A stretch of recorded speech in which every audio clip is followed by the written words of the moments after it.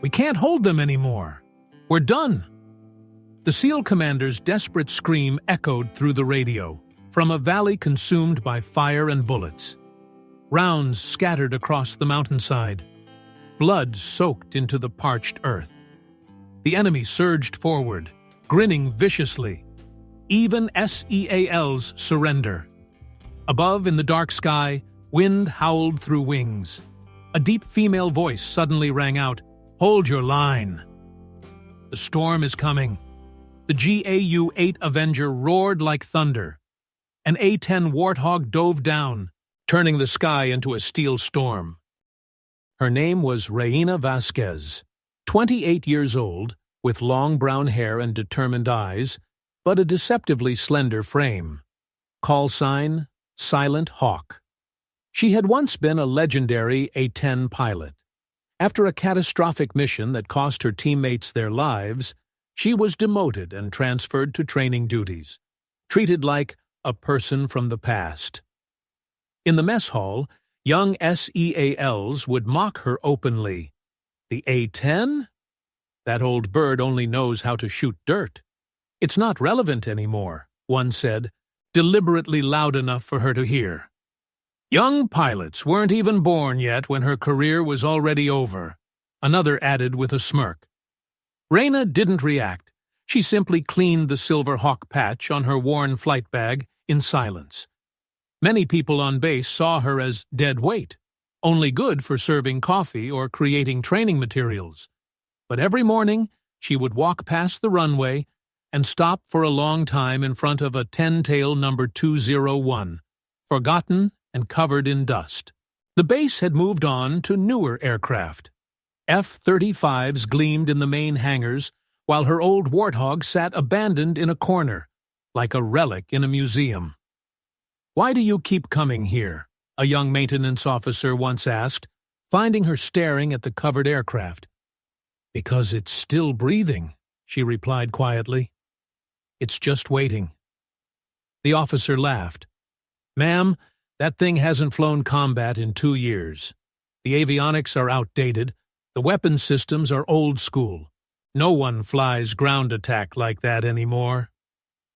Reina ran her hand along the dusty tarp covering the nose. "That's what makes it dangerous. No one expects old school anymore." The younger SEALs would often discuss their missions in front of her, talking about precision strikes, drone support, and high-tech solutions. They spoke as if she weren't there. "Modern warfare is about speed and precision," one team leader explained to his squad during a briefing. "We get in, hit the target with surgical strikes, and get out, clean and efficient." "What about when things go wrong?" Reina asked quietly from the back of the room. The team leader paused, looking uncomfortable. "Well, ma'am, with proper planning and intel, things don't go wrong." Reina nodded slowly. "I see. And when your intel is bad? When the enemy doesn't cooperate with your plan? When your high-tech solutions fail?" The room fell silent. The young SEAL shifted uncomfortably. We adapt, ma'am."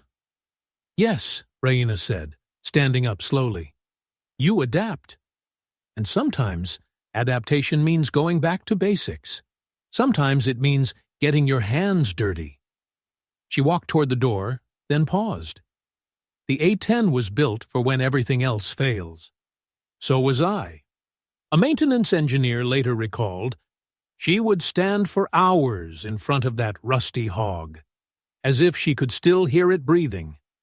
When I asked why, she just said, 'Because it's part of my blood.'" The SEAL team received orders for a raid on an enemy compound in the Batu Hills. Initially, the plan seemed flawless. Intelligence indicated light resistance, minimal air defenses, and a clear extraction route. But as soon as the team landed, everything went sideways.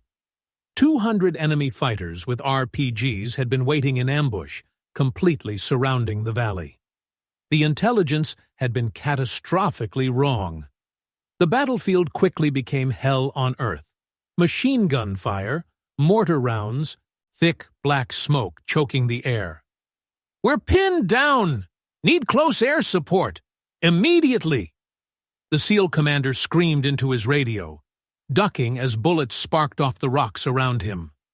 Back at base control, the duty officer's face was grim. All F-35s are committed to Operation Steel Thunder. All F-16s are engaged on the Eastern Front. No assets available for immediate CAS. "What about drones?" another operator asked desperately. "Negative. Weather conditions are preventing drone operations in that sector." The radio crackled with increasingly desperate voices. "We're taking heavy casualties. They're closing in from all sides. Ammunition running critically low. Medevac needed urgently. We have multiple wounded." The duty officer's voice was cold with finality. "All stations, be advised. SEAL Team 7 is on their own. No support available." In the corner of the command center, Raina stood frozen, listening to every word. Her face had gone pale, her hands trembling as she gripped her flight helmet. On the radio, a SEAL gasped between labored breaths. "We gave everything we had. This is it. Tell our families." That was the moment Raina broke. Without waiting for orders, without asking permission, she sprinted toward the flight line.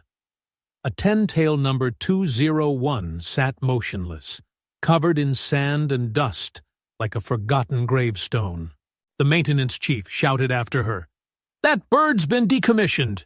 You can't take it up." Raina was already pulling away the tarp, her movements sharp and desperate. "Tonight it flies," she said, her voice cutting like a blade. Her hands moved over the pre-flight checklist with muscle memory, every switch and gauge as familiar as her own heartbeat.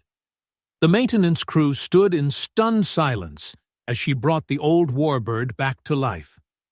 "Ma'am, this aircraft hasn't been cleared for combat operations," a young technician protested. "The weapon systems haven't been tested in months." "Then we'll test them tonight," Raina replied, strapping herself into the cockpit. The twin TF-34 engines spooled up with their distinctive whine, dust, and debris swirling in clouds around the aircraft. The old Warthog began rolling toward the runway. "Tower, this is Hog 201 requesting immediate takeoff clearance," she radioed. "Hog 201, you are not authorized for this mission," the tower controller responded. "Return to the ramp immediately." "Tower, there are Americans dying out there."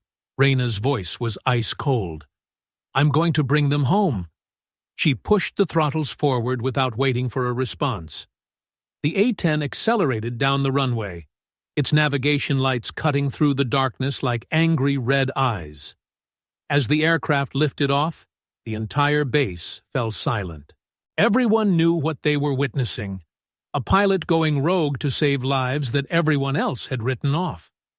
A maintenance engineer later described that moment, "I stood there with my heart practically falling out of my chest. No one had dared to fly that thing. But she dared." The whole base watched in silence as that old hog took to the sky. The forgotten warrior was going to war one more time. On the battlefield, the SEAL commander's voice cracked with exhaustion and defeat. "We can't hold them anymore. We're done." The enemy fighters laughed as they closed in, their voices echoing across the valley. Even SEALs surrender. Bodies lay scattered among the rocks. The surviving SEALs had formed a tight defensive circle, but ammunition was nearly gone. Blood stained the mountain soil red. Just as the enemy prepared for their final assault, the radio crackled with a calm female voice. "Hold your line. The storm is coming." The SEALs looked at each other in disbelief. "Silent Hawk?" the commander whispered. The sky began to rumble. From the darkness above, a 10-tail number 201 dove like a bird of prey. its GAU-8 Avenger cannon spinning up with a sound like the world being torn apart. What happened next defied imagination. The 7-barrel rotary cannon unleashed 3,900 rounds of 30-millimeter depleted uranium death. B, R, R, R, R, R, T. The sound was unlike anything the enemy had ever heard, like a giant chainsaw operated by the devil himself. Armored vehicles exploded in showers of twisted metal. Bunkers collapsed as if made of cardboard. Machine gun nests simply vanished in clouds of smoke and debris. Reyna flew low and methodical, each pass perfectly calculated. She turned the battlefield into her personal canvas, painting it with fire and steel. Jesus Christ, one SEAL breathed, watching an entire enemy position disappear in a single gun run. She turned the sky into hell. For them. The enemy forces, who moments before had been confident of victory, now scattered in complete panic. Their coordinated attack dissolved into chaos as the Warthog's cannon found target after target with surgical precision.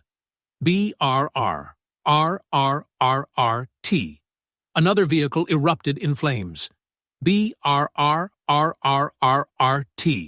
A mortar position ceased to exist. Reyna banked hard left, lining up for another strafing run. SEAL Team 7. This is Silent Hawk. Use the fire corridor I'm creating. Move now. The SEALs didn't need to be told twice. They bounded from cover to cover, following the path of destruction that Reyna carved through the enemy lines. Back at base command, the entire room had fallen silent. Radar operators stared at their screens in disbelief as red symbols marking enemy positions winked out one by one. Impossible, the duty officer whispered. Hog 201 was removed from the active roster 2 years ago. Well, someone forgot to tell the pilot, his sergeant replied, watching the tactical display update in real time. On the battlefield, the SEAL commander pressed himself against a boulder as another devastating gun run shook the earth. How is she doing this? He asked over the radio. The A-10 was built for exactly this, his teammate replied, awe in his voice. And so was she. In her cockpit, Reyna's voice remained perfectly calm despite the chaos she was orchestrating. No one dies today. Not on my watch. She rolled inverted for another attack run, her cannon spitting death with mechanical precision. The enemy had never faced anything like this, an aircraft that could absorb their ground fire and keep fighting, a pilot who could stay over the battlefield for hours, methodically eliminating every threat. The tide of battle had completely reversed.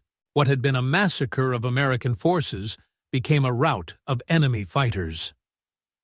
Silent Hawk, this is SEAL Commander, came the voice over the radio, filled with emotion. We're moving to extract LZ. You saved us all. Just doing my job, Reyna replied, banking around for one final protective pass. As the SEALs reached their extraction point, they turned back to see the A-10 still circling overhead, like a guardian angel, its twin engines glowing in the darkness. The commander, a veteran of dozens of operations, spoke quietly into his radio. We owe her everything. Every SEAL on that frequency knew the truth. No one would ever dare call the A-10 or Reyna Vasquez obsolete again. A real detail, a SEAL survivor later recounted, "We had given up. We were ready to die." Then she turned the sky into a steel storm. In that moment, I believed God sent her down for us. The forgotten pilot had reminded everyone what real air support looked like. Reyna landed in the amber light of sunset, smoke and dust still clinging to the scarred hull of a 10-tail number 201. There was no ceremony waiting for her, no crowds, no applause. But at the end of the runway, the SEALs she had just saved stood in formation, their eyes fixed on her with something approaching reverence. As she shut down the engines and climbed from the cockpit, the SEAL commander approached slowly. His uniform was torn, his face blackened with gunpowder and dirt, but his back was straight. He stopped directly in front of her and placed his hand on her shoulder. His voice was quiet, but carried across the silent tarmac. "You saved us." Reyna removed her gloves and helmet, her hair matted with sweat. She looked at each of the faces before her, young men who had stared death in the face and lived to tell about it. She didn't speak. She simply nodded once and walked past them toward the hangar. But something had changed in that moment. The way they looked at her, the way they stepped aside as she passed. It wasn't pity or dismissal anymore. It was respect. That night, someone quietly hung the Silent Hawk insignia back on the command center wall. No official orders were given, no announcements made. It simply appeared, like a ghost returning home. The base commander found it there the next morning. He stared at it for a long moment, reading the small placard beneath it. Silent Hawk, SEAL Rescue. 7 souls returned. He left it hanging.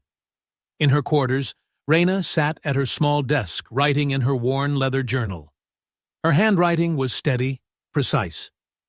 "I didn't fly tonight to be recognized. I flew so others could come home. That's what we do. That's what we've always done. The recognition doesn't matter. The medals don't matter. What matters is that tonight, 7 families won't get the phone call they were dreading." She paused, pen hovering over the page. "They called me Silent Hawk because I didn't waste words in briefings. But hawks don't announce their presence when they hunt. They watch, they wait. And when the moment comes, they strike without mercy. Tonight was my moment." The next morning, when young pilots walked through the command center, they would stop and stare at the insignia on the wall. Veterans would tell them the story of the night when an old aircraft and its forgotten pilot proved that some things never become obsolete. Courage, loyalty, the willingness to risk everything for others. These things never go out of style. People had once mocked the A-10. They had dismissed Reyna Vasquez as a relic from a bygone era. But when the best of the best gave up hope, only a female pilot and her old aircraft turned the entire battle around. The lesson: don't underestimate something just because it's old, or someone just because they've failed before. Sometimes they become your last hope.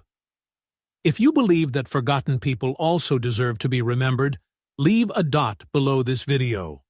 And don't forget to subscribe to SN Quiet Stories, where stories about forgotten people are told again, so history never forgets them.